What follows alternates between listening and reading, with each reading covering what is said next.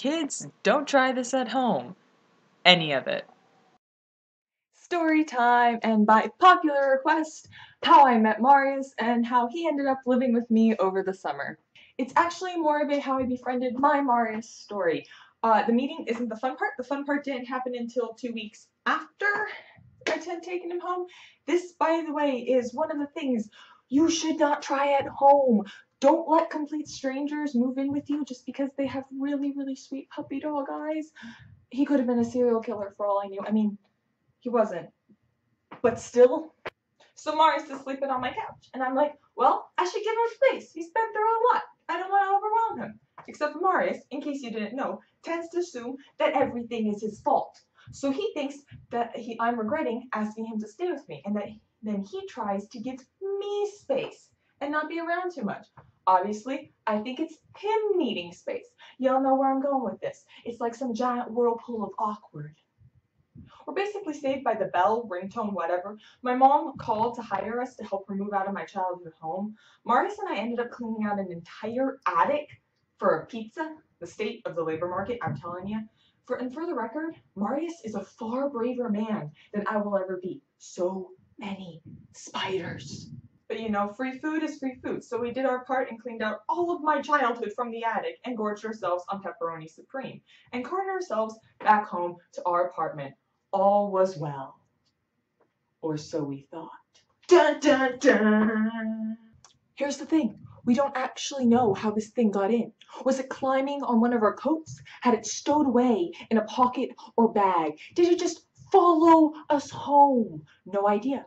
All we know is that the next morning, lying on its creepy little side by our junk, a Furby had somehow invaded our home.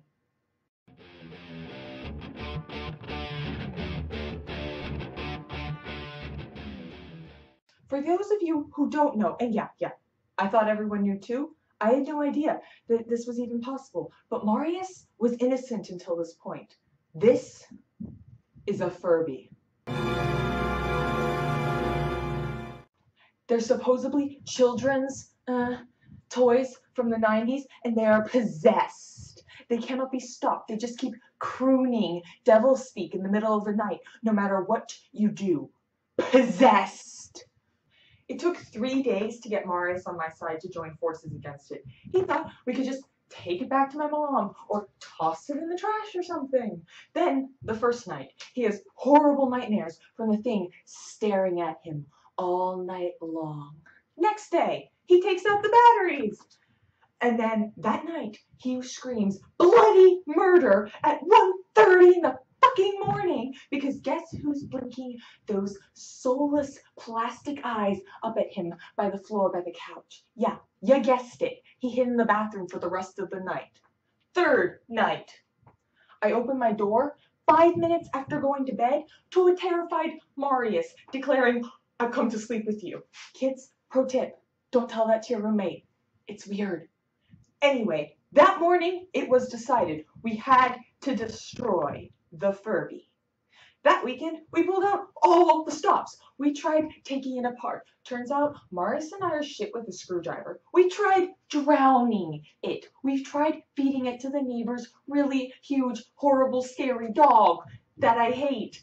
It took one look at the thing and ran away. We tried salt and holy water. It just started squawking. We tried throwing it out the window, and somebody found it and put it on our doorstep. We put it in the blender. Will it blend? No, it won't. It was mangled, but it was still talking, calling out to its people. We tried covering it in sugar water and leaving it to be devoured by the ants. Yeah, in retrospect, that was pretty stupid to begin with.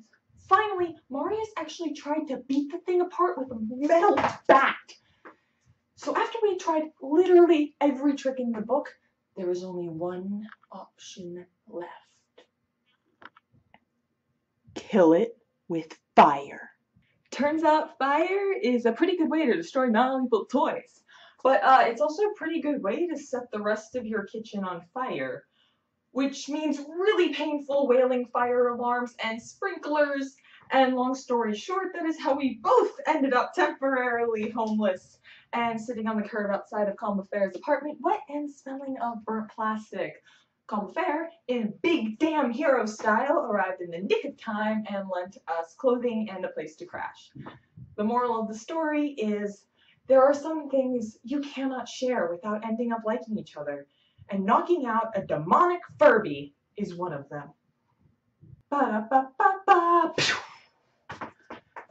As always, help a rebel out by liking, subscribing, or commenting. I have been Kufrock from Lays and Me, and you have excellent taste in vloggers. Kufrock out.